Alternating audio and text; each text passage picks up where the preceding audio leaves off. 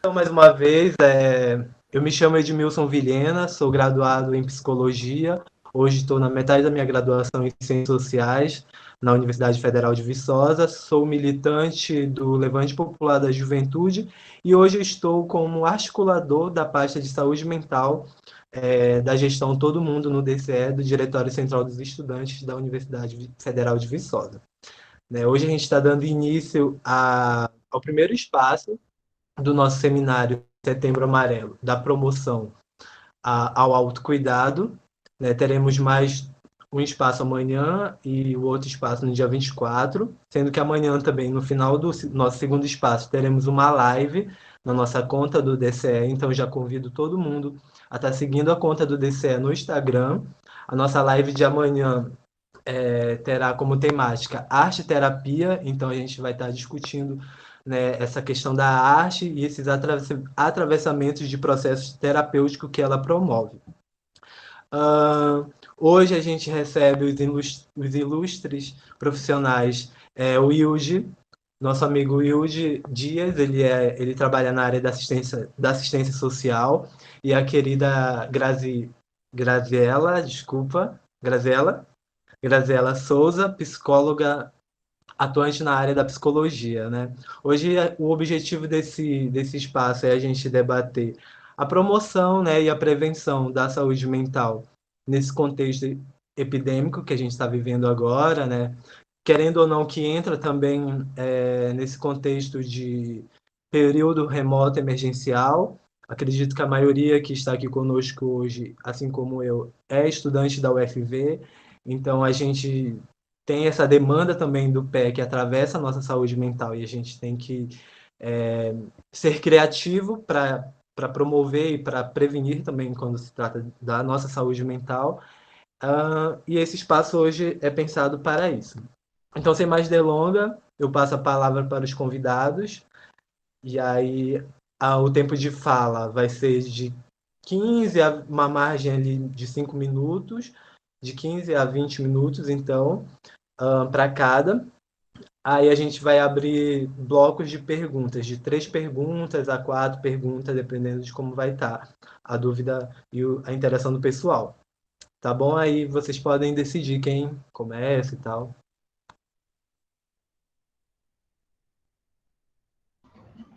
Só, O só, Gra...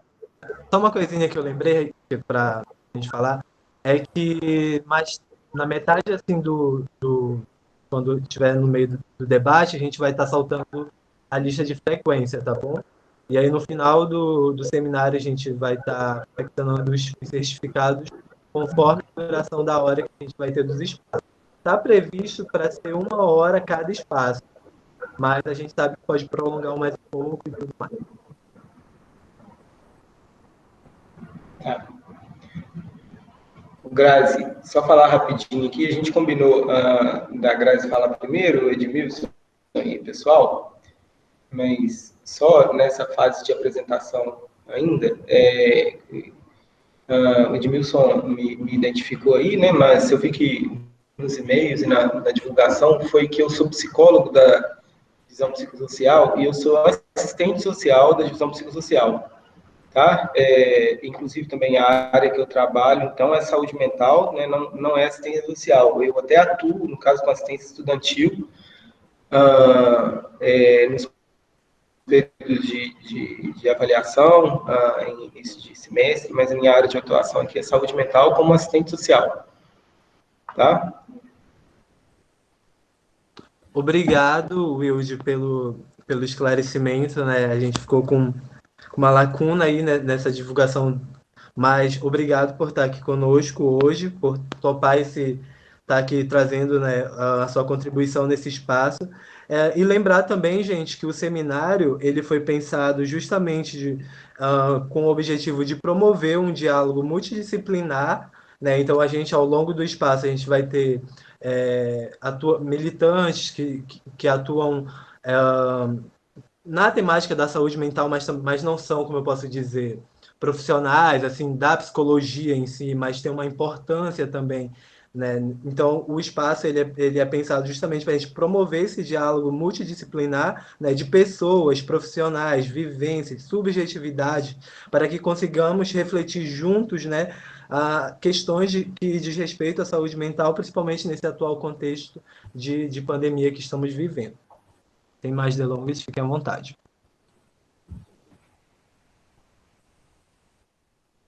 Beleza, mas não tem problema não, viu? Independente disso, eu sou profissional aqui da UFV, né? Assim como a Grazi, né, Grazi? Tá contigo. Pessoal, boa tarde. Né? Eu gostaria de começar agradecendo o convite, né, aí do DCE, agradecendo em nome da psicossocial. Eu acho que, assim, já é muito significativo, né, quando o DCE nos dá esse espaço, né, e quando a gente criar essa parceria, eu acho que a gente já está falando de prevenção em saúde mental, né?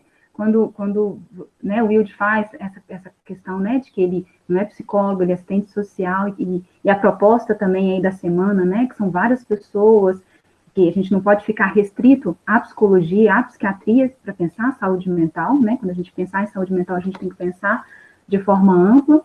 Então, eu acho que, assim, a possibilidade da gente estar aqui junto, né, estabelecendo parcerias, tendo essa proximidade, eu acho que a gente já está falando aí de prevenção, eu acho que a gente já está agindo, né, de alguma forma. E eu gostaria, assim, de começar a minha fala falando um pouco de onde que eu me situo na psicologia, porque é o que me guia, assim, né, nos atendimentos, nas minhas práticas, e que vai me guiar aqui na fala que eu vou ter com vocês, porque é o que me sustenta enquanto referencial teórico.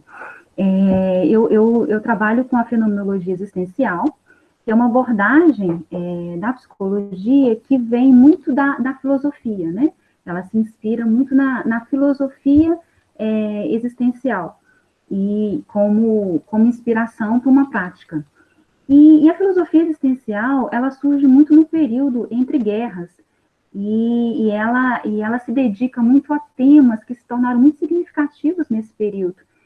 E, né, você imagina, né, um período entre duas grandes guerras mundiais, né, então temas como angústia, solidão, desespero, sentido da vida, a finitude, a morte, né, então isso estava muito aflorado ali, né, nas pessoas, né, num período, assim, de total desestabilização, né.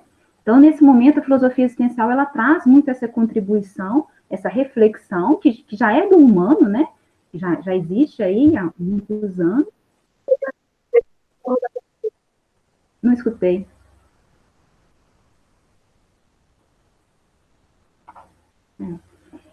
Então, a filosofia existencial, ela traz isso, e aí a gente pensar, trazer isso para esse nosso momento agora, né?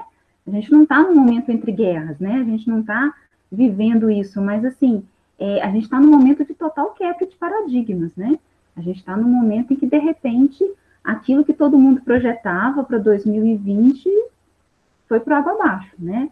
A grande maioria de nós não está vivendo o que planejou viver esse ano, né? Teve uma total alteração de rota, e além de estar lidando com questões muito da existência, né? Assim, né? A questão da morte, né? Seja a própria morte, como a morte de alguém próximo, né? Você está sempre sendo rodeado aí pelas notícias, por esse medo, né? De que algo ruim possa acontecer, né? A questão de você lidar com alguma situação, com alguma questão que você não tem controle, né? E de repente você se vê de volta na sua família, de volta para sua casa, né, lidando com os mesmos problemas de antes, com situações que você não controla, que você não tem como lidar com ela, né. Então, assim, é uma situação que suscita em nós muitas dessas questões que o existencialismo traz, né. Não que isso, na verdade, são questões que são inerentes, né, à nossa existência, que é inerente ao humano, né, que isso está sempre presente na nossa vida. Mas um momento como esse, isso se torna muito forte, né? Isso se torna muito evidente, né? Essas questões, elas ficam muito à flor da pele. E aí, né, o existencialismo, ele fala disso, né? Nós somos seres no mundo. O que quer dizer, né? Nós somos lançados a esse mundo, né? Nós Não escolhemos aonde que a gente vai nascer, em que país a gente vai nascer, em que família que a gente vai nascer, em que cultura que a gente vai nascer. Nós somos lançados a esse mundo e temos que ir, e nós temos a tarefa de nos tornar pessoas, né? De nos construir enquanto pessoas, através das nossas escolhas, através da nossa liberdade, e isso é muito difícil, né? Falando assim pode parecer muito fácil, mas isso muitas vezes gera muita angústia, gera muita dor, gera muito sofrimento. Então, isso faz parte do nosso ser no mundo, né? E esse momento que a gente está vivendo, ele torna isso mais evidente do que normalmente a gente está acostumado, né? Então, é um momento que a gente tem de olhar para isso e de se atentar a essas questões, né? A questão da liberdade, das escolhas, né? A ideia de que nós não somos sujeitos determinados, né? No sentido de que já vem um script pronto, né? A gente já tem algo pronto que fala sobre o que vamos fazer, né? Mas é essa capacidade que nós temos de nos construir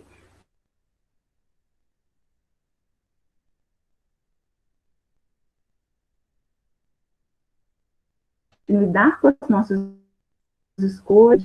E aí, se a gente for pensar em termos de saúde mental, né? A gente pensar, a saúde mental, ela passa muito por aí, por essa capacidade que a gente tem de lidar com essa dinâmica da vida, né? Se eu busco, de alguma forma, violar esse dinamismo da vida, o adoecimento, inevitavelmente, ele vem, né? Então, se eu busco, de alguma forma, controlar algo que eu não controlo, né? Se eu projeto para mim que a minha vida tem que ser uma linha reta, e se ela faz uma curva, eu ainda continuo querendo a linha reta, né? A rigidez, ela leva a um adoecimento, né? Então, a capacidade que a gente tem de se dar conta de quais são os nossos limites, do que a gente não muda, do que não dá para, o que eu não posso ultrapassar, mas também a capacidade que a gente tem de perceber a nossa liberdade, de perceber a capacidade que a gente tem de atribuir sentido às coisas, de perceber a capacidade que a gente tem de fazer escolhas, de lidar com possibilidades, também ela é muito importante. Então, a gente poder ter esse equilíbrio entre quais são as minhas possibilidades, o que me é possível, o que me cabe, e também qual é o meu limite, né? Até onde eu posso ir, até onde não depende de mim, ou até onde é algo que me escapa. Então, poder ter esse equilíbrio, né, desses dois pontos, aí a gente fala de saúde mental, né? Isso possibilita a gente ter um movimento na vida, né? Poder lidar com a vida de uma forma mais flexível, né? De uma forma mais leve, poder ter mais jogo de cintura com a vida, né? Então, assim, o problema é sempre quando a gente se enrijece, sempre quando a gente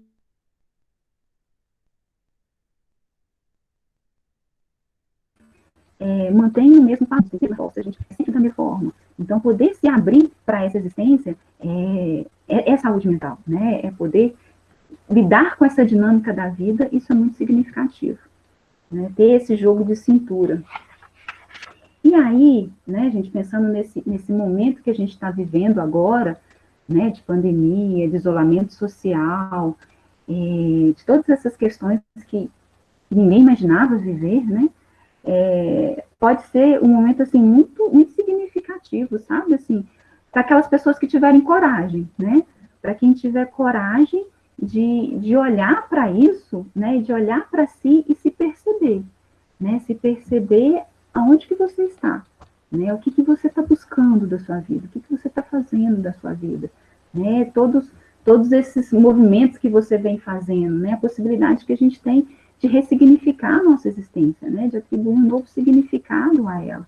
Então, pode ser um momento muito rico para olhar para questões que já existiam antes, né? Que já estavam aí, mas que de alguma forma, né? O ritmo, a correria, né? Não permitia olhar para isso, e agora a possibilidade de olhar para isso e se questionar, né? E aí eu acho que uma pergunta muito importante, né? A se fazer é o para quê. Né? Para que isso? Para que viver assim? Para que eu faço isso? Para que eu faço essas escolhas? Para que eu ajo dessa forma? Às vezes a gente se pergunta muito o porquê, né? O porquê que eu que acontece isso, por que eu faço isso, e às vezes o porquê, ele corre o risco de nos amarrar, né? O para quê, ele abre sentidos, né? Ele abre possibilidades.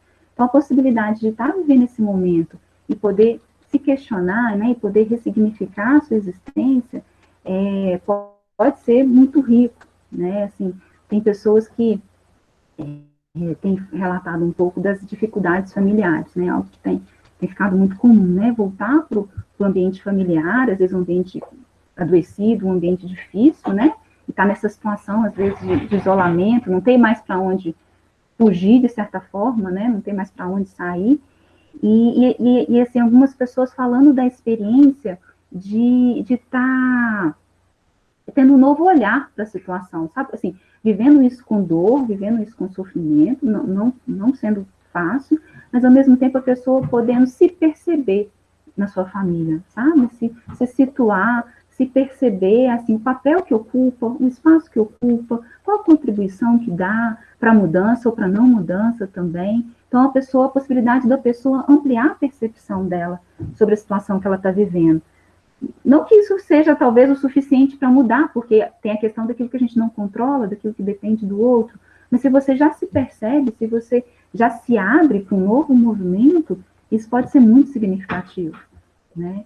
Então, assim, então acho que é um momento muito rico, né? Que pode ser muito rico para um novo olhar sobre a própria existência, né? Acho que tem aquela música, né, do Lenine, Paciência, né?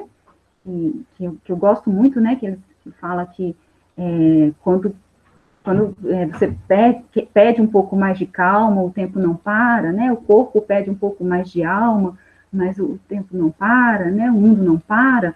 E na verdade, o mundo inacreditavelmente parou, né? Pode ter, parou de formas diferentes nos lugares, parou num tempo diferente, agora está voltando no ritmo, né? Alguns lugares, né, estão voltando, tentando voltar a uma certa normalidade, mas assim, o ritmo é totalmente diferente, né? O momento é totalmente diferente. Então, assim, a possibilidade que a gente tem de poder aproveitar esse tempo que a gente está tendo para um olhar diferente sobre nós mesmos e sobre a nossa existência, né? E somando a isso, gente, né? Somando a essa questão que o existencialismo traz para a gente, que nós somos seres no mundo, né? De que nós estamos aí no mundo, somos lançados ao mundo com essa tarefa de nos construir enquanto pessoas.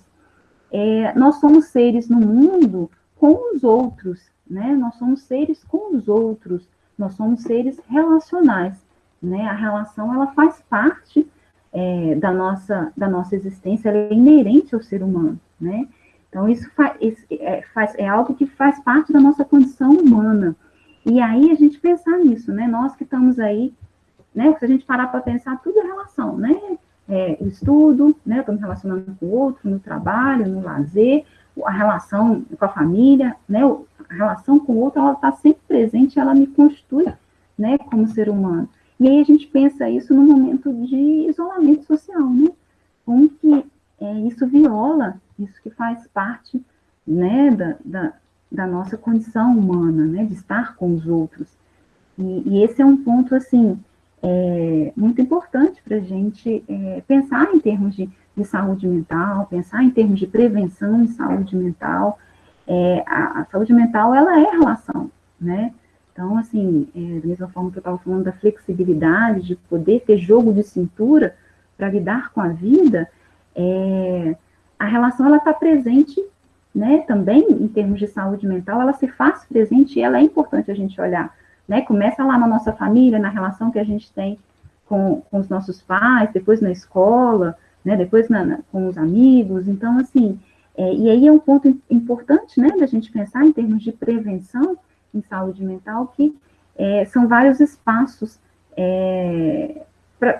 que podem potencializar isso, né? De você, essa sensação de você se sentir incluído, né? De você sentir um pertencimento, né? Então, de repente, você encontrar um grupo que tem algo que você se liga, né? Que você se identifica. E isso que fica aqui dentro, né? Que fala de algo que é importante para mim, de algo que me mobiliza, e de repente eu encontro um grupo de pessoas que tem esse algo em comum. E aí eu poder me ligar a isso, né? Eu poder expressar essa questão que me mobiliza também é muito importante. Aí a gente vê o quanto que a universidade, ela potencializa isso, né? A universidade tem vários grupos de diversos temas, né? E quanto que a gente percebe, quanto que para uma pessoa se identificar com esses grupos, ele é significativo, né? Então, assim, se a gente pensar a saúde mental como relação, o que a gente pode pensar, né? Em termos de prevenção, assim, né? O tema aqui da nossa mesa. Fortalecer o serviço de saúde mental, né? Possibilitar com que as pessoas tenham acesso a psicólogos, a psiquiatras, a tratamentos, é importante sim, né? É importante a gente buscar cada vez mais ampliar os serviços aí. Mas a gente não pode restringir, né? E aí eu acho que o Edmilson já começou a falar disso, a gente não pode restringir a saúde mental a um profissional de saúde mental, né? Como se fosse algo que só se tratasse que fosse exclusivo do profissional. É claro, né, que quando a gente fala de algo que está numa ordem de um tratamento, que há uma especificidade que é do psicólogo, que é do psiquiatra, né, mas assim, há questões que são humanas, né, e é importante a gente se abrir para isso, né, o acolhimento ao outro, né, o poder acolher a outra pessoa, poder permitir com que ela expresse a sua dor, né, e aí não é no sentido de que ela não sinta a dor, né? Às vezes a gente tem uma dificuldade muito grande, né? De ver o outro chorando e a gente quer de alguma forma tamponar aquela dor. E às vezes o que ela precisa é simplesmente expressar aquela dor, deixar com que saia, né? Ter alguém que possa escutar, ter alguém que possa acolher. Então, assim, ter esse espaço, né, de acolhimento, né? Se abrir para o outro e aí a gente pensar, né, no nosso contexto aqui de universidade, né? Você tem um professor, por exemplo, né? Que percebe um estudante, quanto que isso é significativo, né? Tem casos de estudantes aí que a gente atende, assim, com histórias de vidas muito difíceis, com histórias de abandono, de desamparo, e de repente um professor que percebeu que aquele estudante não estava bem, e pôde ir lá falar com ele, e pôde encaminhá-lo para a psicossocial, e pôde flexibilizar alguma questão acadêmica para ele, quanto que isso já é um sopro ali para aquela pessoa, quanto que isso já potencializa o movimento de autocuidado, né, de se perceber, de buscar uma ajuda para si.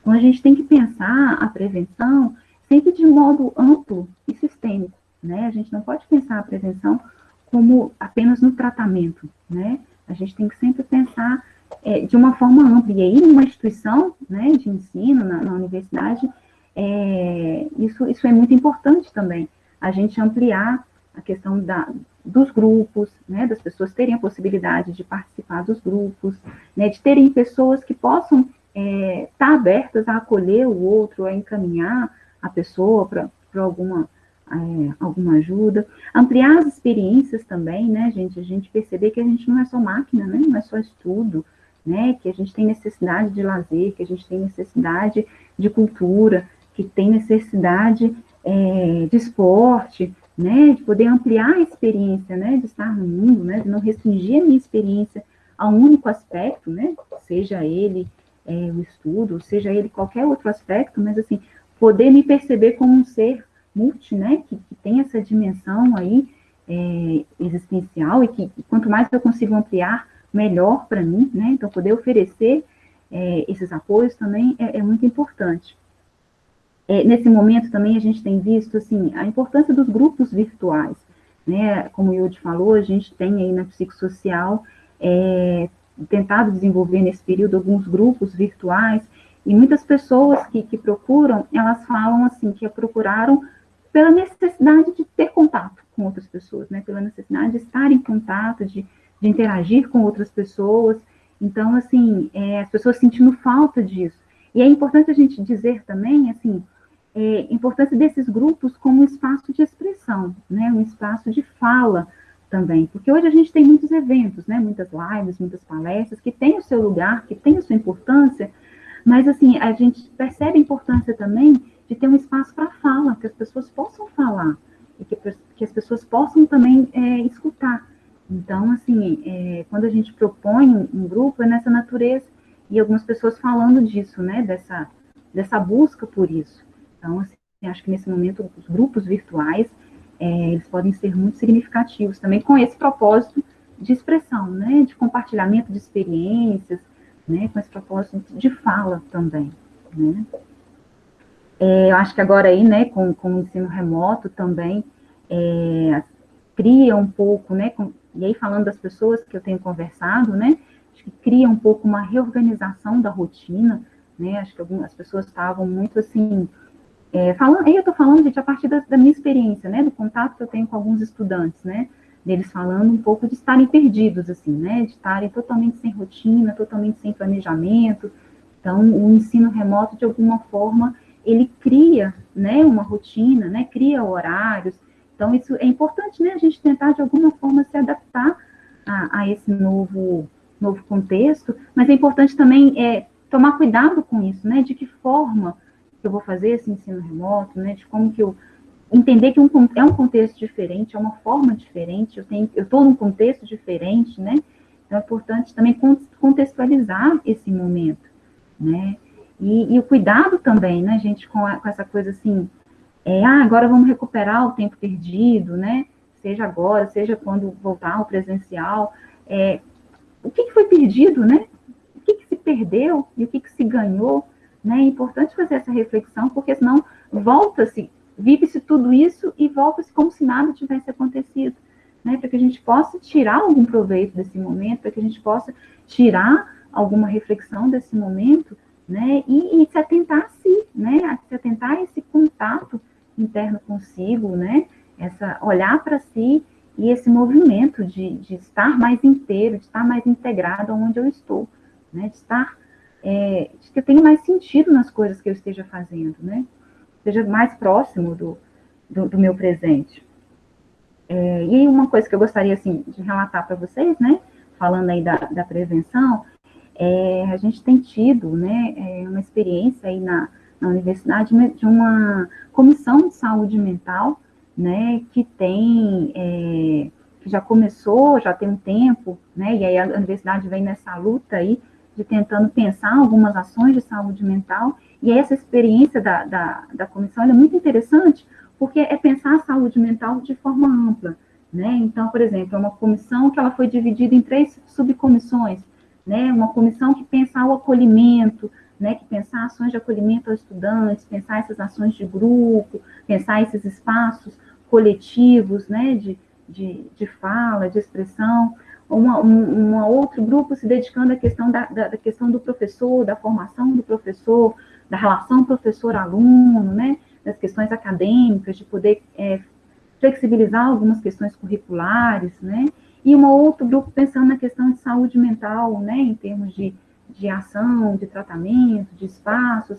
Então, assim, é só um exemplo, assim, para a gente perceber como que a prevenção em saúde mental, ela tem que se dar de uma forma ampla, né, e sistêmica, né, e como que a gente tem que pensar isso em vários espaços, e como que pode ser rico, né, isso numa universidade, como que isso pode potencializar muita coisa, né, então, é uma ação que já começou há um tempo, né, essa comissão, ela começou um trabalho, e aí parou, porque acaba que a saúde mental, né, não é o fim da universidade, então as pessoas acabam se envolvendo com a questão do ensino, mas ela está sendo retomada, agora ela estava sendo retomada, né, antes da pandemia, finalizando aí a sua proposta, e a ideia, a proposta é que ela continue, né, uma comissão que é puxada pela Pró-Reitoria de Ensino, né, então a proposta, e a gente se esforça muito para que ela continue, porque a gente sabe da importância dessas ações, e de como que às vezes, assim, a gente recebe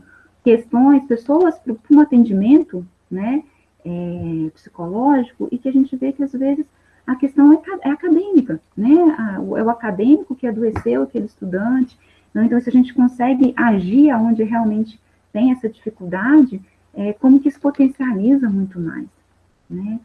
Então, assim, acho que meu tempo já está acabando, mas, assim, a princípio, né, é isso que eu gostaria de começar a nossa conversa, e estou aí à disposição depois para a gente continuar conversando. Tá bom?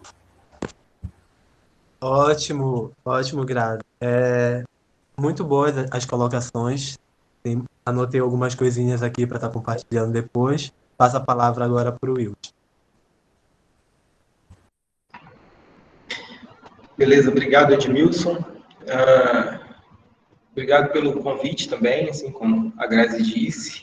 É uma possibilidade de diálogo muito boa, de nós, serviço, de nós, UFV, né, com os estudantes que na verdade quem são a UFV, né, e a gente que sempre permanece por aqui, entre diferentes gerações de estudantes que passam, a gente sempre tenta manter essa aproximação e esse diálogo, né, e receber o convite agora, assim, perceber que desse movimento vindo de vocês é muito bom para a gente também, tá?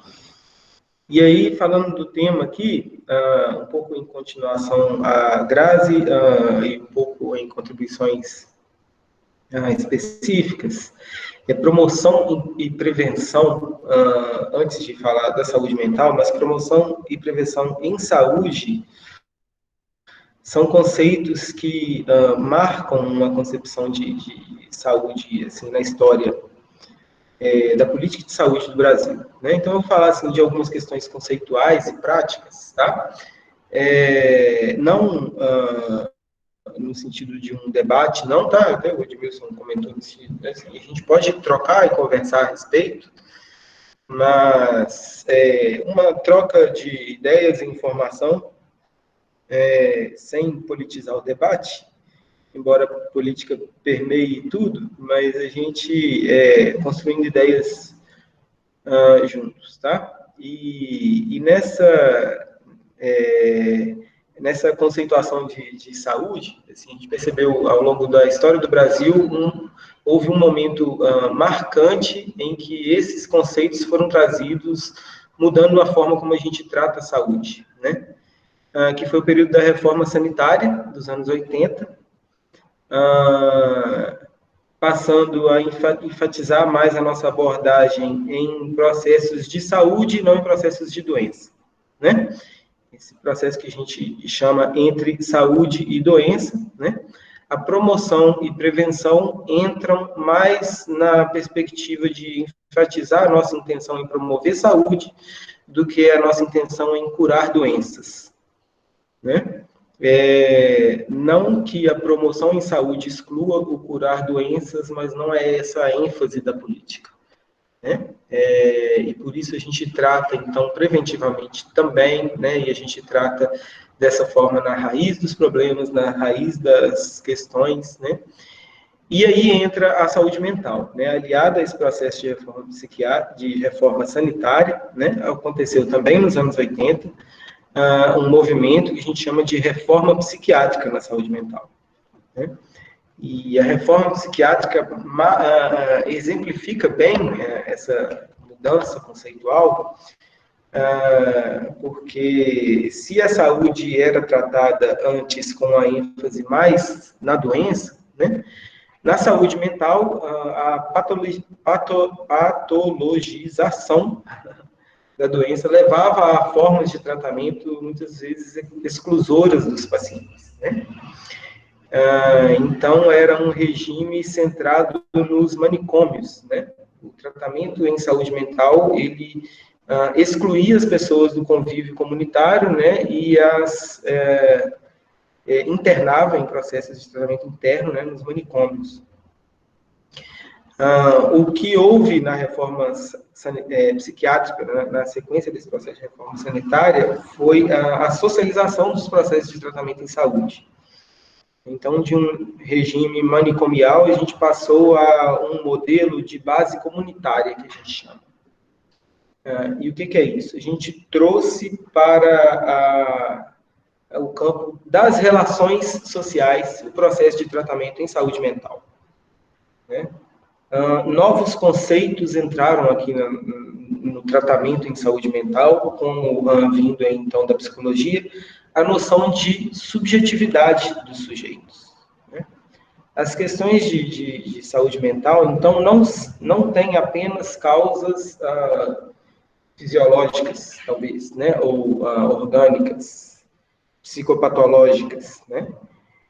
E, nesse sentido, elas também têm raízes de sociabilidade e de construção de subjetividades, né? elas estão na constituição subjetiva dos sujeitos, elas estão no campo das suas relações, né? Em construir saúde mental e em se tecer políticas de saúde mental nessa perspectiva, um conceito importante que entra na saúde mental aqui é o de território, né? Isso para toda a saúde, né? Mas a noção de território traz para a nossa comunidade, né? As intervenções políticas em saúde, né? De políticas públicas em saúde, aonde se está a raiz dos processos de saúde, não apenas de adoecimento, né? Então, um equipamento, né, que a gente chama de serviço, é muito importante assim, na mudança desse modelo manicomial para um modelo de base comunitária, que é criado então, a partir dos anos 90, são os CAPs, Centros de Atenção Psicossocial. Os CAPs são unidades de saúde locais, né? Todo pequeno território tem um CAPS, pequeno, não no sentido de um bairro, né? O CAPS ele não é tão primário, ele não é tão localizado como uma unidade básica de saúde, por exemplo, né? Mas toda cidade ou todo território de até 80 mil habitantes tem um CAPS, né? Por exemplo. E o CAPS, a intenção dele é tratar a saúde mental enquanto as pessoas convivem em seu contexto, né? E aí tratar, sim, de doenças, né? Os pacientes, então, que antes eram tratados em regimes internos, agora passam a ser tratados em casa, né? Convivendo em casa, normalmente. Os CAPs, à medida que eles se referenciam para tratamento nesse modelo de base comunitária, eles começam a tecer redes no entorno desses centros de referência, né, que hoje, já bem configurada, a gente chama de RAPs, né, que são redes de atenção psicossocial, né? E aí nós temos, então, em Viçosa, por exemplo, essa rede. Eu tentei uma imagem que exemplificasse especificamente a rede aqui de Viçosa, não consegui, mas para vocês visualizarem, então, essa RAPS, essa rede de atenção psicossocial, eu trouxe uma imagem para vocês com alguns exemplos de serviços que não são serviços de Viçosa, mas que ajudam a visualizar, então, a RAPS. Eu vou compartilhar a tela aqui, tá bom?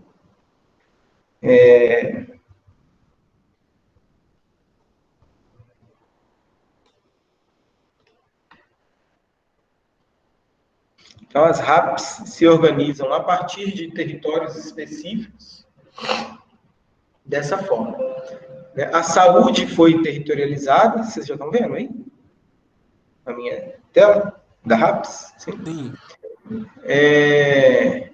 A saúde foi regionalizada, né? A gente chama isso de um processo de regionalização em saúde, né?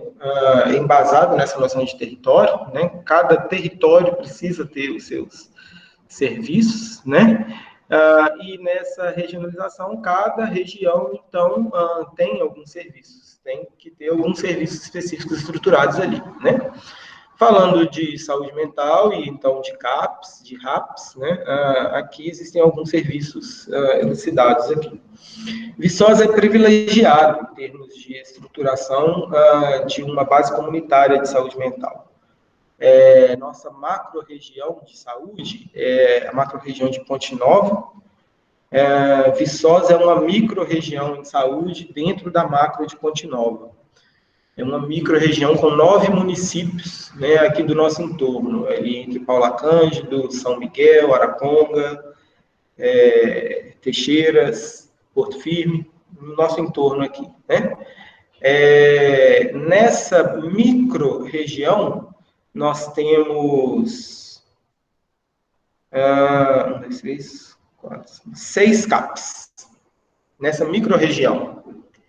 Na macro-região de Ponte Nova, que são, além dos 9 aqui da micro de Viçosa, outros 20 municípios, acho que ao todo são 29, nós temos 7 CAPs, né? Ou seja, além da nossa micro aqui, que tem 6 CAPs, só tem mais um CAPs em Ponte Nova. E eles estão estudando a possibilidade de implantar outro CAPs em Alvinópolis e tudo mais, né? Em Viçosa, especialmente, nós temos 3 CAPs, que é o CAPs geral, Centro de Atenção Psicossocial, que seria como esse central aqui, o CAPs AD, que é um CAPs especializado em abordagem de pacientes usuários de álcool e drogas abusivos, né? E o CAPS-I, implantado bem recentemente, né, há poucos meses, que é o CAPS para atendimento a crianças, né? CAPS-I de infantil. O CAPS se referencia a outros serviços com abordagens específicas, por exemplo, o Hospital Geral, né, em casos em que são necessárias internações, por motivo de saúde mental. Então, tem alguns leitos próprios no Hospital São João Batista, leitos de saúde mental, utilizados para internação em casos em que isso é necessário. Todos esses centros, mas especialmente o CAPS aqui, no caso, né, referenciados com os PSFs, né, com a abordagem primária em saúde. Né? Os PSFs são os equipamentos mais locais, assim, os capilares mais próximos da política de saúde como um todo, né? Enquanto a gente fala de territorialização da saúde. Entre outros, né, como escolas, né, e aí entra, por exemplo, a universidade, a UFV, né, instituições de defesa de direitos, né, em Viçosa, por exemplo, a gente tem a Casa das Mulheres, né, outras associações, cooperativas, residências terapêuticas, associações de bairro, equipamentos comunitários diversos, né, igrejas, tudo isso compõe a saúde mental, né?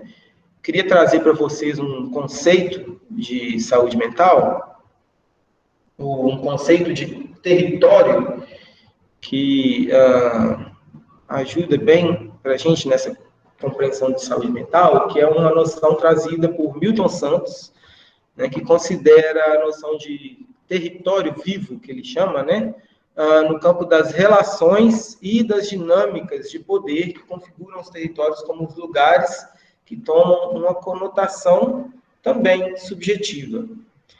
Eles também chamam isso de territórios existenciais, né, isso já é de uma outra autora que chama Guattari. Os territórios existenciais podem ser individuais ou de grupo. Representam espaços e processos de circulação das subjetividades das pessoas. São territórios que configuram, desconfiguram e reconfiguram a partir das possibilidades, agenciamentos e relações que as pessoas e grupos estabelecem entre si. Enfim, de tudo isso que a gente está falando, assim, dos equipamentos e serviços que a gente tem e da sociabilidade que a gente traz para a nossa noção de saúde mental, a gente está percebendo que existe nos processos sociais definições das nossas condições de saúde mental. Né? Eu não estava atento ao chat aqui. Jordânia falando que trabalha no CAPS. Mas trazendo para as relações, assim, a gente percebe uma interconexão na definição individual dos sujeitos, né, nas suas subjetividades. Nós somos seres coletivos, né, nós somos seres sociais e nos definimos socialmente. Né?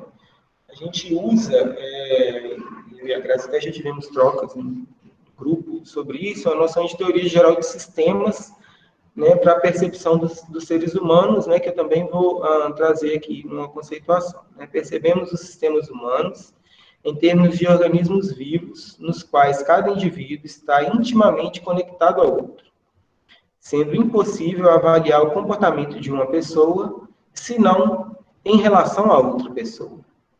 Nesse sentido, o comportamento humano, seja esse funcional ou disfuncional, está conectado intrinsecamente aos sistemas sociais nos quais a pessoa está inserida.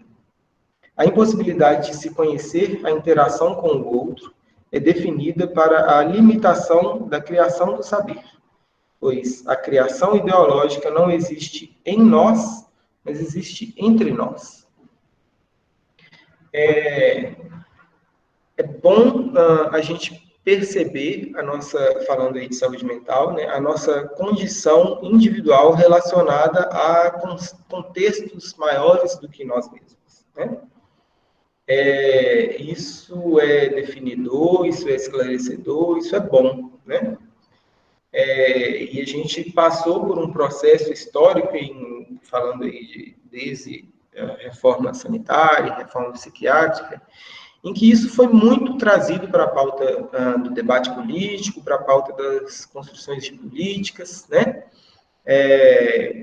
Citei para o Edmilson aí, não acompanhei muito das divulgações, mas eu sou membro com Viçosa também do Conselho de Políticas sobre Drogas, e ainda hoje é importante falar dessa transição de um modelo de manicomial para modelo de base comunitária, porque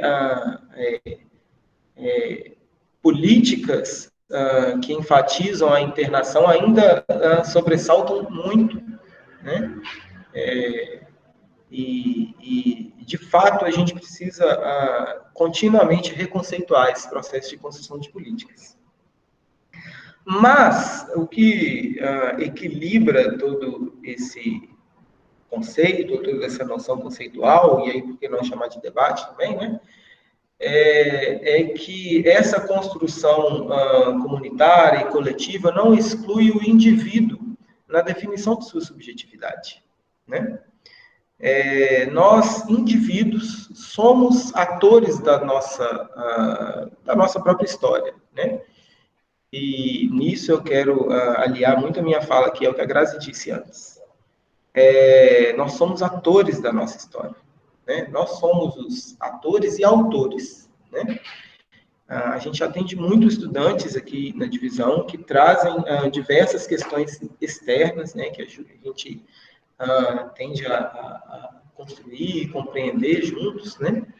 Mas a gente sempre procura, e especialmente falando em saúde mental, retornar isso para a sua lucidez ou consciência de si mesmo, né? Bom, eu ia aprofundar um pouco mais aqui, mas talvez a gente pode deixar isso para o debate para respeitar o tempo aqui, né? Então, falando aí da divisão psicossocial, nas trocas que a gente tem com os estudantes, a gente procura ter sempre frentes de trabalho em saúde mental, de promoção e de prevenção em saúde mental, né? Nessa perspectiva assim, de oportunizar ao estudante possibilidades de construção de si mesmo, né? Uma fase importante que é essa universitária, né, de definição de identidade profissional, né, e a nossa profissão sempre nos define tanto, né? Então, assim, a gente entra na universidade meio que escolhendo que cara vamos assumir mesmo, né? E por que não, que cara vamos escolher mesmo, né? Em tudo a gente faz escolhas.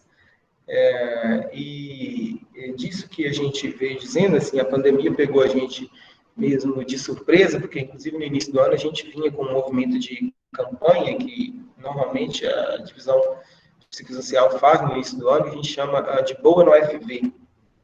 De uns anos para cá a gente usa esse nome para a campanha de Boa no FV. É isso, Grazi?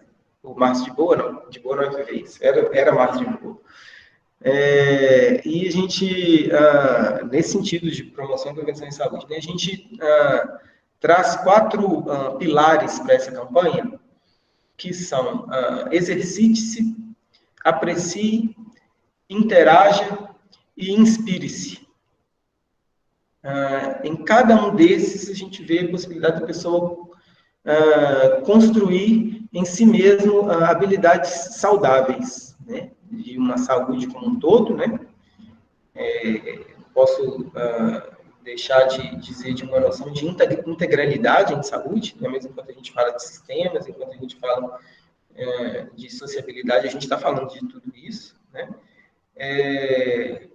Mas em cada um desses pilares, a pessoa se exercita de uma forma mais completa. Né? Exercite-se aqui é fisicamente mesmo. Né?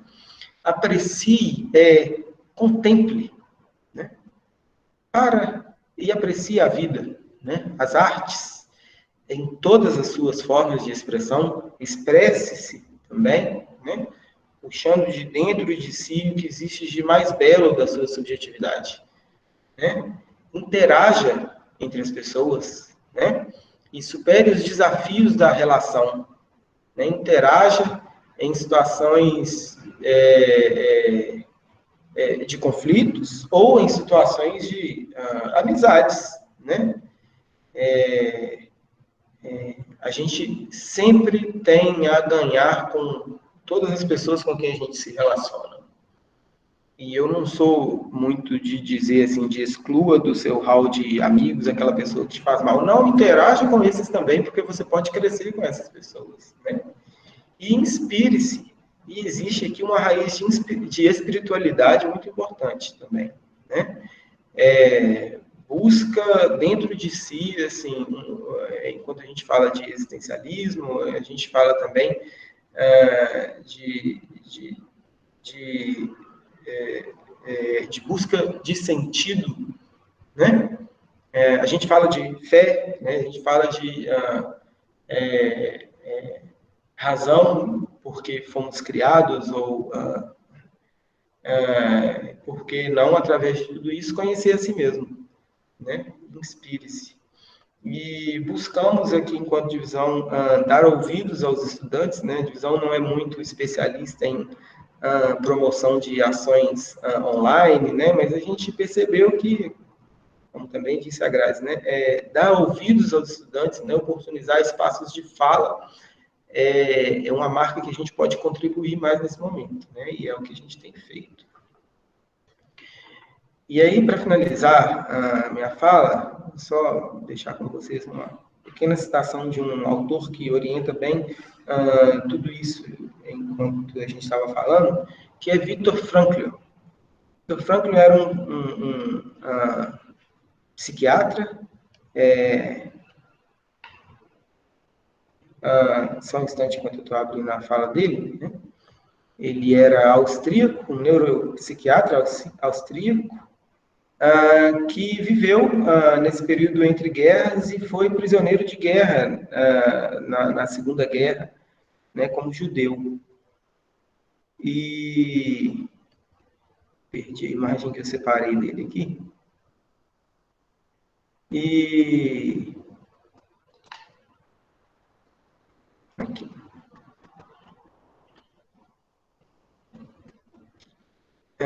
Embora psiquiatra, num campo de concentração, não era essa a condição dele. Né? Ele era só um prisioneiro de guerra ali, sem perder, contudo, todo o seu saber e a sua possibilidade de construção de saberes. Né? E de tirar dali alguma experiência boa para a vida. Né?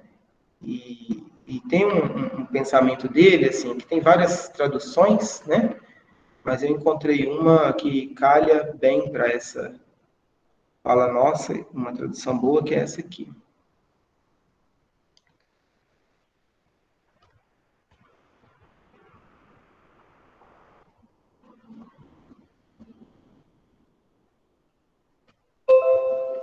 Quando a situação for boa, desfrute-a.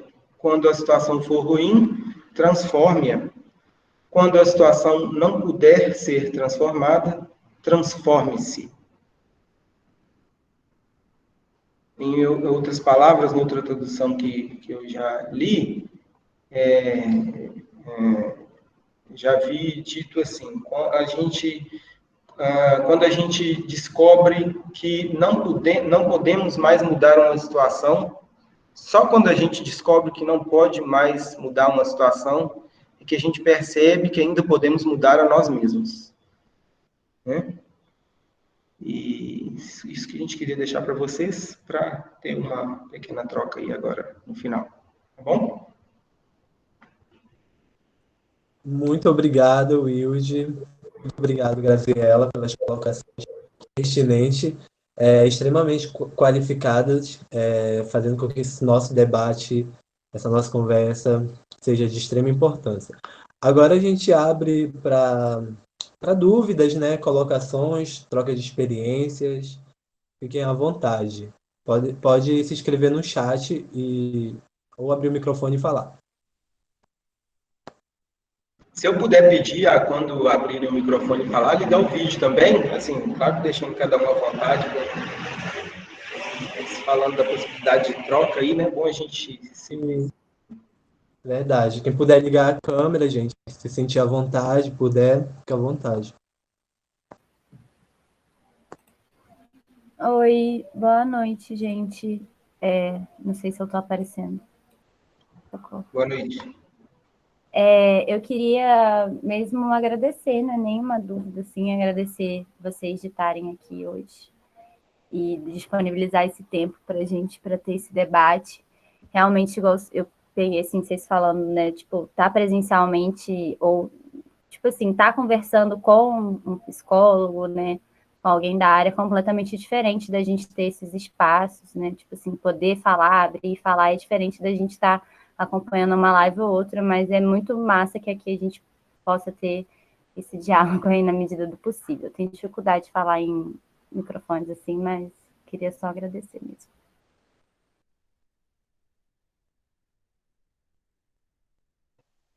De nada, obrigado você também.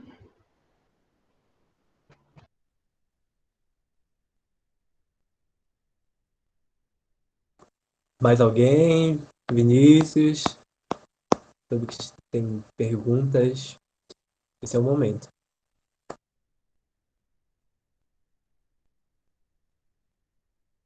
Bom, gente, enquanto algumas pessoas criam coragem, eu vou colocar aqui alguns apontamentos, algumas anotações, na verdade, que eu fiz ao longo da fala de vocês.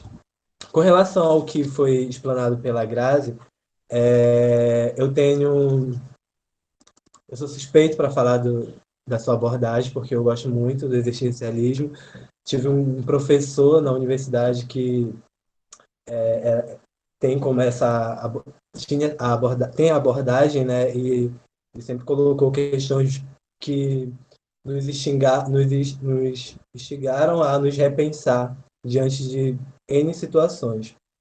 Quando você coloca para a gente que esse momento que a gente vive, né, pode ser oportuno para a gente olhar para nós mesmos, olhar para si, né, e se perceber, eu gostaria que você falasse um pouco mais como a gente poderia estar fazendo isso. Né? Em que momento como eu posso fazer para fazer, como eu posso articular exercícios, não sei, movimentos, processos, instigar processos onde eu possa, né, tá olhando para mim, tá olhando para minhas qualidades, para meus defeitos também. Outra coisa que eu queria pontuar é sobre a gente vive também o imediatismo, né? O imediatismo das coisas. E o quanto isso gera angústia, frustração, ansiedade. A todo momento é cobrado da gente que tenhamos respostas prontas para as demandas que vêm surgindo. São através das redes sociais, seja através das relações interpessoais, mas a gente está ali no Facebook, no Instagram, no Twitter, e o imediatismo que as coisas vão acontecendo no mundo acaba gerando essa ansiedade, né? Outra coisa também muito interessante que você coloca, Graziela, que eu me vi pensando também, é sobre as formas do luto, né? Porque o luto ele não se faz só quando uma pessoa da nossa família ou alguém próximo falece, mas também na perda, né, de planos, como você colocou, né? Tipo, ninguém esperava uma pandemia, então a gente tinha planos, eu tinha planos, então de uma certa forma, lidar com eu não conseguir executar, perder esses planos, não deixa de ser um processo de luto também. Então, eu gostaria de que você falasse um pouco assim, como lidar, né, com esse processo de luto, que não é aquele processo que a gente está tão acostumado e tal, mas que também gera gera essa apreensão, essa angústia na gente. Ah, na fala do Wilde, quando eu estava estudando psicologia também, eu tive a oportunidade de estagiar no CAPES 3. Foi uma experiência assim também singular. Auxiliava ali nas terapias de grupo, né, com os pacientes. Infelizmente, desde o governo Temer, a área da psiquiatria, da reforma psiquiátrica no Brasil como um todo vem sofrendo cortes. A gente pode até, inclusive, falar num desmonte mesmo do que veio sendo conquistado desde a reforma psiquiátrica. Então, acho de suma importância você pontuar isso, colocar isso num debate como esse que a gente está fazendo agora. Muito obrigado. Passo a fala aí para quem tiver dúvida. Boa tarde a todos e todas. No primeiro momento, eu gostaria de agradecer pelo espaço, agradecer pela condução, né? Pela pasta aí de saúde mental que está propiciando esse debate, esse espaço junto. Eu posso pedir só para você ligar sua câmera para os convidados ver você, para a gente se ver aqui, se você puder. Eu havia ligado, achei que estava aparecendo aqui. Vocês estão me vendo agora? Estão vendo? Agora sim. Acho que sim. Se não, é a internet. Agora eu estou vendo. Mas queria agradecer, então, né, primeiramente, assim, né, a gestão do DCE, a condução da pasta de saúde mental, a parceria aí junto à psicossocial. E aí, agradecer, né, pelas falas, eu gostei muito também, assim, da abordagem, né, o Wilton citou ali o Milton Santos, eu já fiquei aqui, assim, né, me revirando, que eu sou da geografia, é um autor que a gente debate muito, mas enfim. Gostaria de colocar duas questões. Uma é que apareceu, né, como você cuidar da saúde mental, como você tratar da saúde mental, para além do atendimento clínico, para além da medicação, assim. Aí eu queria saber de vocês, assim, sobretudo nesse momento agora, né, de isolamento, e que a gente se sente muito afetado mesmo, às vezes tem uma dificuldade, até mesmo de conversar, né, de colocar para fora o que a gente está sentindo, e muitas vezes mesmo para quem, né, colocar para fora, visto que a nossa dinâmica, o nosso contato, né, a nossa realidade social mudou e que às vezes é difícil isso pela internet, na ligação era muito mais fácil estar com a pessoa ali conversando, né, no olho a olho, sentindo um abraço, sentindo esse afeto. Mas para além desses elementos clínicos assim, né, de medicação, quais seriam os exercícios, quais seriam as formas que a gente poderia estar realizando de forma individual, em casa mesmo assim, que teria como esse objetivo de estar estimulando aí bons pensamentos, boas energias, enfim, de estar reavivando assim esse elemento da saúde mental de uma forma de qualidade, assim, né, para a nossa vivência, do nosso dia a dia. E a outra questão, né, que foi pontuado aí, né, o trabalho que a psicossocial tem, além dos pontos que tem na cidade, né, os CAPs, os CRAS, os CREAs, enfim, saberiam dizer quais são esses espaços que tem hoje no município de Viçosa de atendimento, né, em relação à saúde mental, quais são esses espaços, né, propriamente dito, e como tem sido esse espaço agora, né, virtual, por telefone, por essa dimensão aí do isolamento, para além, né, da psicossocial da universidade, quais seriam esses espaços, então, no município que eu poderia estar sendo assistido?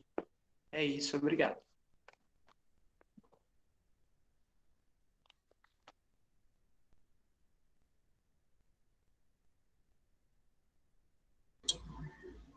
Acho que sou eu agora. Eu queria muito agradecer pelo espaço, muito bom todas as colocações que vocês trouxeram. Eu queria fazer uma pergunta que vai em cima um pouco da pergunta do Vinícius. Por exemplo, assim, quando eu estou conversando com um amigo, que ele vem bater um papo nesse sentido mesmo, quais formas que eu tenho de entender que aquela conversa ali pode não ser só o suficiente para ele, sabe?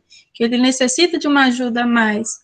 Aí eu queria ter uma ideia, assim, de saber quando é o momento de aconselhar ele, talvez essa conversa não seja o suficiente, algo nesse sentido mesmo.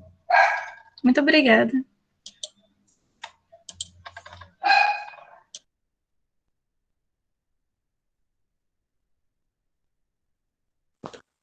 Bom, eu acho que se alguém tiver alguma outra pergunta, alguma outra questão, pode estar colocando depois, aí a gente pode passar a fala agora para os convidados.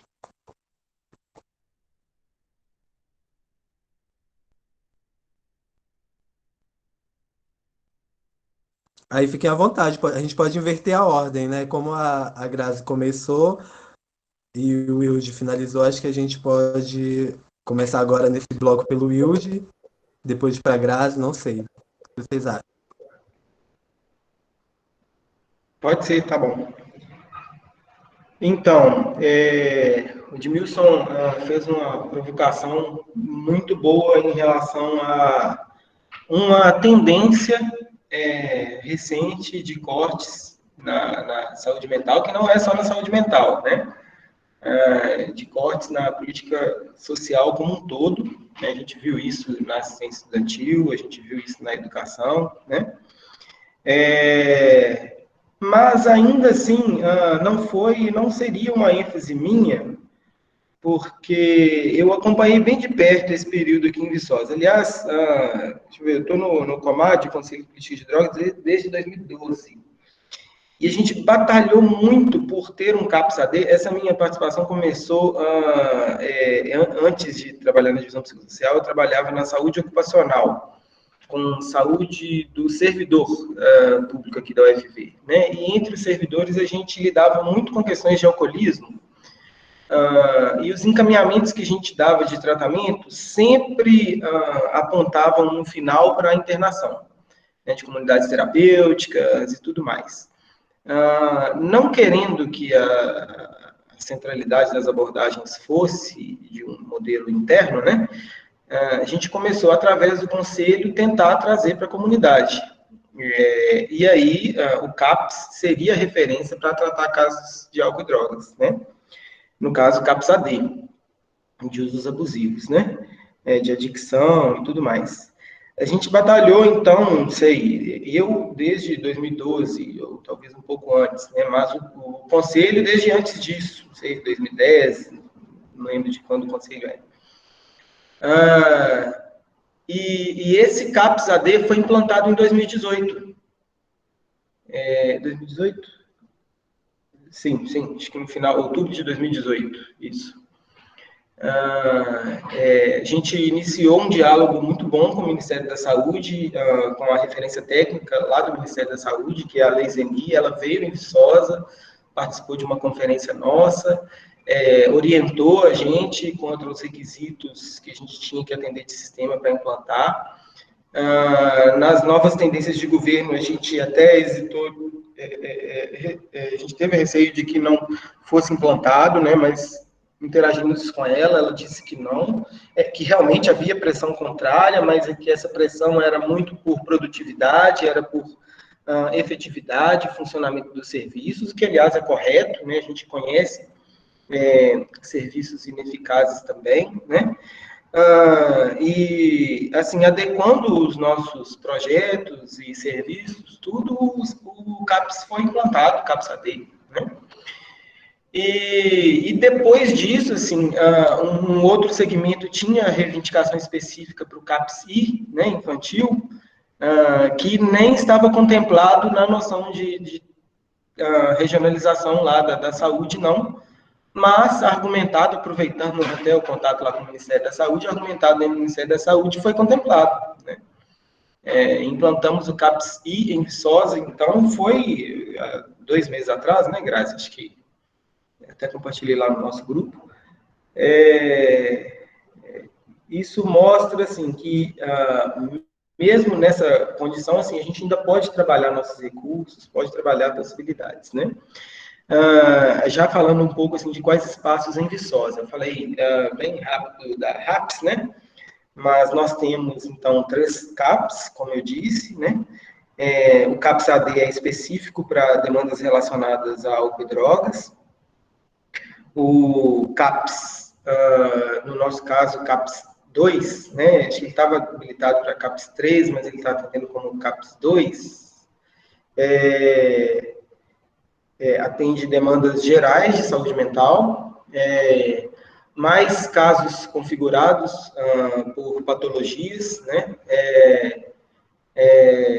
Então, transtornos mentais leves, como ansiedade, normalmente não são assistidos, acompanhados no CAPS. São normalmente atendidos na policlínica, psicologia da policlínica, né? Se houver alguma configuração mais grave, encaminhados para o CAPS, ou mesmo identificados a nível de atenção primária, PSF, tudo, além de outros equipamentos correlacionados, né? Então, como foi citado aí, CRAS e CREAS, né, que são da política de assistência social, não são da política de saúde, mas estão relacionados, né? CRAS e CREAS, então, são centros, nós temos todos dois em Viçosa, aliás, eu até, antes da UFV, eu participei da implantação do CREAS em Viçosa, são centros de referência de assistência social, sendo o CRAS para atenção básica em assistência social e o CREAS para atenção especializada em assistência social, né? A forma mais clara que a gente usa para diferenciar isso, o que é o básico do especializado em assistência social, são condições de vínculos, né? Ou desigualdade e vínculos. O CRAS trabalha mais em situações de desigualdade, né, especialmente econômica, social e econômica, né, como dificuldade de acesso ao mercado de trabalho, falta de renda, né, Bolsa Família, serviços de profissionalização ou de geração de renda. Tem um referenciamento maior no CRAS, e o CREAS em situação de rompimento de vínculos ou violação de direitos, né? Então, situações de violência doméstica, outras situações de abuso ou mesmo de adicção e dependência química, a partir da assistência social, se vinculando com os outros serviços. Mas, assim, eu queria até citar isso para nos situar aqui enquanto UFV, enquanto divisão psicossocial, né? A UFV também é privilegiada assim, na forma como constrói a sua rede interna e, especialmente no momento atual, se aliando à rede externa, né? A divisão psicossocial, ela não é um CAPS, mas ela tem uma estrutura muito boa também de atendimento de profissionais. Que oferece serviços semelhantes até de grupos, né, de atendimentos individuais. A gente não chama de projetos terapêuticos singular, não, assim como chamam no CAPS, mas a gente constrói projetos de assistência interna aqui, né, por psicoterapias breves, se referenciando com a rede municipal quando necessário. Por exemplo, para casos de internação, quando a gente precisa recorrer aos leitos psiquiátricos, há casos que isso ocorre, e a gente tem bom contato aí para isso. A gente tem, na verdade, esse elo de rede mesmo, né? E agora, estou falando de um momento especial ainda mais, porque o curso de medicina, os cursos da área da saúde crescendo na UFV permitiu que a gente criasse serviços internos aqui, né? Então, estamos estruturando uma unidade de saúde da família aqui dentro da UFV, na divisão de saúde, com um pronto atendimento, né, que já tem trazido casos para a gente.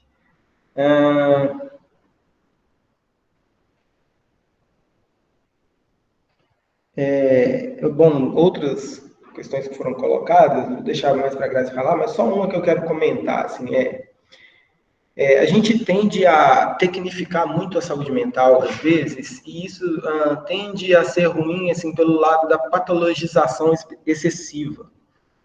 Eu lembro, no início do meu contato com saúde mental, nos encontros com o Laírton, nosso psiquiatra aqui, ele trouxe uma noção para a gente assim, de saúde mental, dizendo que enquanto a pessoa não vem até o serviço, ela não tem uma doença, ela não tem uma patologia, ela tem uma dor, um sofrimento, né? O médico, o profissional que atende ela, é responsável aqui pela invenção da doença. Ele dizia assim, né? Então, até ele chegar aqui, às vezes eu fico muito nervosa, eu fico muito agitado, eu fico muito...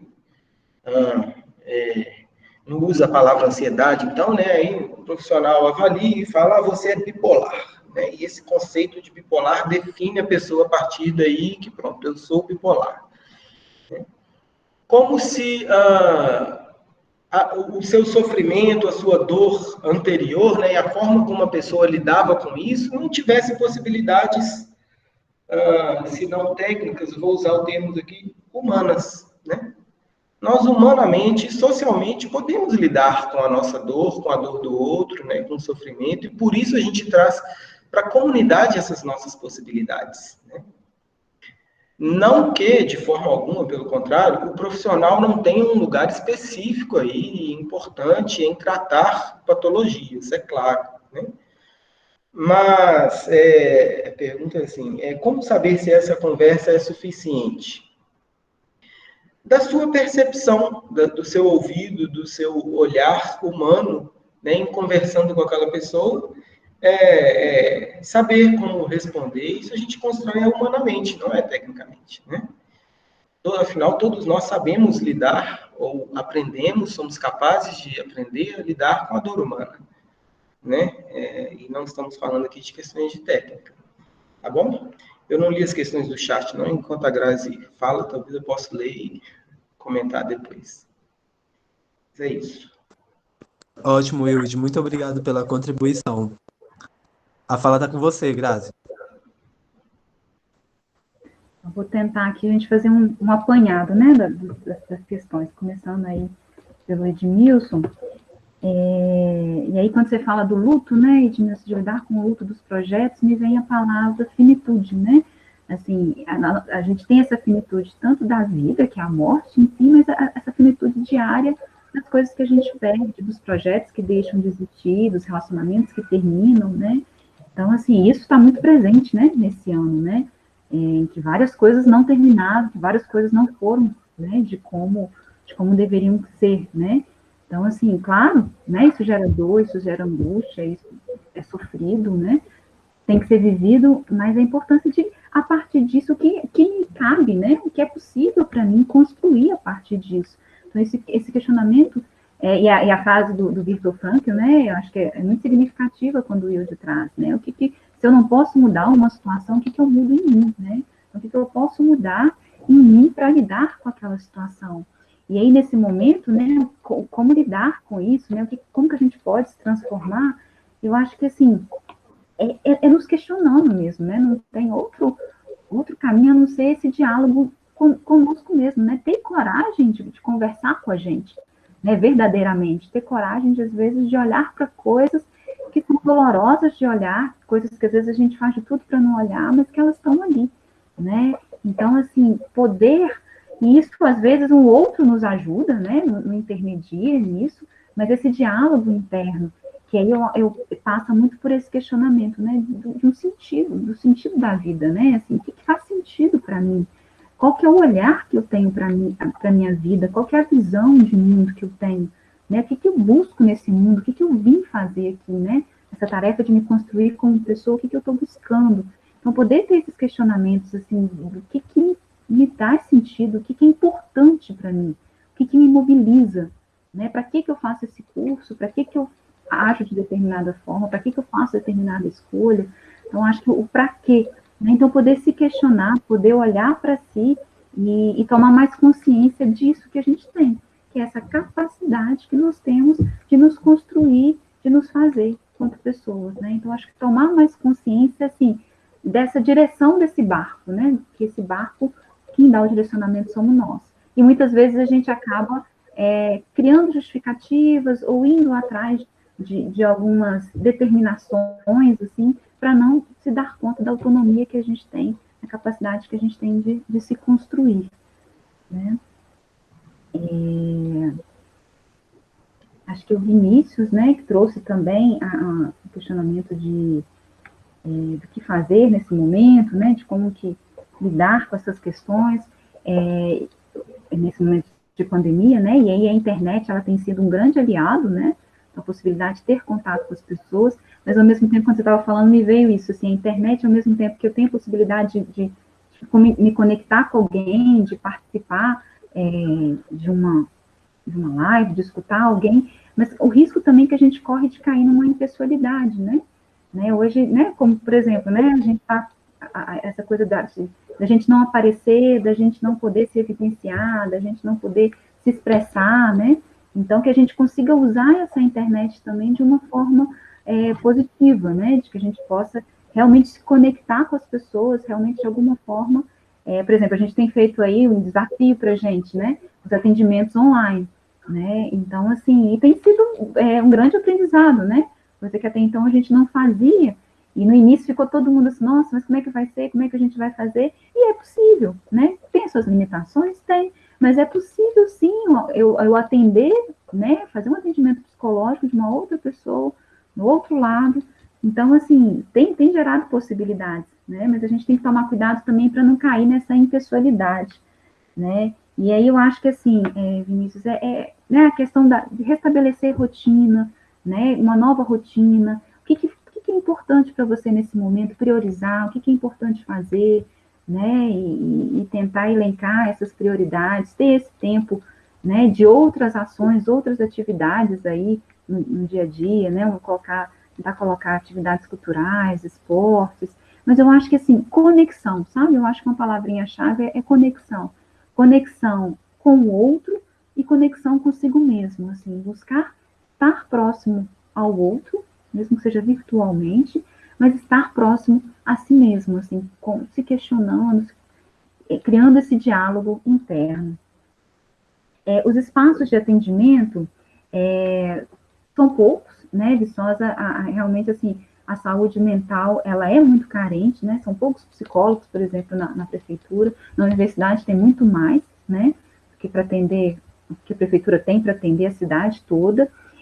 A gente tem, né, então, assim, na universidade tem a psicossocial está aí, né, o caminho tem sido enviar um e-mail, psicossocial@ufv.br, né, você envia e-mail com seu nome e matrícula, e aí logo você vai ser contactado e vai ver a possibilidade de um atendimento. Então, a gente está com os atendimentos online. A gente tem desenvolvido grupos também, virtuais. Então, entrem na nossa página, no Face, no Instagram, que a gente está sempre postando lá também. Tem sido um espaço para isso, né? O Will falou um pouquinho, né, do PSF também. Os médicos do PSF podem, quando há necessidade de medicar, os médicos, normalmente, do PSF, eles também têm essa possibilidade, além dos psiquiatras, né? A gente tem também com a gente 2 psiquiatras, mas, né, o PSF também é um braço também, né? Então, mas eu acho que o caminho, assim, inicial é procura a psicossocial, e aí a gente pode dar esses encaminhamentos, né, gente? Acho que a psicossocial, ela fica como referência, ela não tem condição de absorver todo mundo, a gente não tem condição de fazer acompanhamento individual com todo mundo, né? Não é essa a proposta do setor. Que a gente tem buscado cada vez mais ações em rede, ações coletivas. Então, assim, mas eu acho que o psicossocial sempre pode ser uma referência, sabe? Assim, um ponto de apoio, um lugar que você pode ir, que você pode se orientar, que você pode saber que tem um espaço e que você tem um apoio, que você tem um espaço para o humano dentro da universidade também, né? A outra questão de quando indicar alguém, né, para um atendimento psicológico, psiquiátrico, é difícil mesmo, assim, esse limiar, né? Eu acho que, assim, primeiro você permite com que a pessoa esteja ali com ela, esteja ali se expressando, que ela possa expressar, que ela tenha um espaço para ela, né? Permitir com que ela chore, né? Não é aquilo que eu falei, não é permitir com que a pessoa se livre do sofrimento, mas é permitir com que ela viva aquele sofrimento. E a gente pensa no encaminhamento para um profissional quando aquela questão que aquela pessoa está vivendo começa a gerar uma paralisação na vida dela, né? Começa a afetar a vida dela como um todo, começa a afetar outras áreas da vida dela, e aquilo começa a gerar uma estagnação, a pessoa não consegue mais criar movimentos na vida. Então, eu acho que é uma dica aí para estar conversando com o profissional, tá? Mas, assim, por via das dúvidas, né, a gente está aí sempre disponível, né, dentro do possível. E acho que é isso. Acho que o que eu anotei aqui, acho que é isso. Muito obrigado, Graziela. Muito obrigado, Wilde, pelas contribuições de vocês hoje aqui conosco. Eu gostaria de ressaltar que a gestão, né, que está agora no DCE, no Diretório Central dos Estudantes, está também à disposição, né, para a gente estar consolidando essa parceria. Contem conosco. Né, a gente já está com um próximo espaço, inclusive, pensado junto com a Psicossocial para o dia 29, que vai ser um workshop sobre produtividade. Quem vai estar ministrando esse workshop é o Pedro Barati, coordenador da divisão psicossocial. Já deixo aqui o convite. Deixo também registrado que se alguém que tá aqui hoje nesse debate com a gente, está precisando de uma ajuda, né? Tá precisando, sente que está ali com alguma questão, tem aí o e-mail da Psicossocial, tem os outros canais, né, nas redes sociais da Psicossocial, tem também o telefone 188, que é do Centro de Valorização da Vida também. Então é isso, só gostaria de agradecer mesmo. Muito obrigado pelo espaço, pelas contribuições. Eu agradeço também, viu, gente, novamente o convite, e agradeço a participação de vocês, de estarem aqui com a gente até o final. Estamos aí, à disposição de vocês, tá bom? Um abraço. Pessoal, sem esvaziamento no final, tá todo mundo aí, valeu por aguardar. Boa aula para quem tem aula agora, né? E a gente continua à disposição. Tá bom. Muito obrigado, viu, gente? A gente vai encerrar, então, a gravação. Vamos ficar por aqui até saindo, viu? Mais uma vez, precisando de qualquer coisa, é só mandar o e-mail lá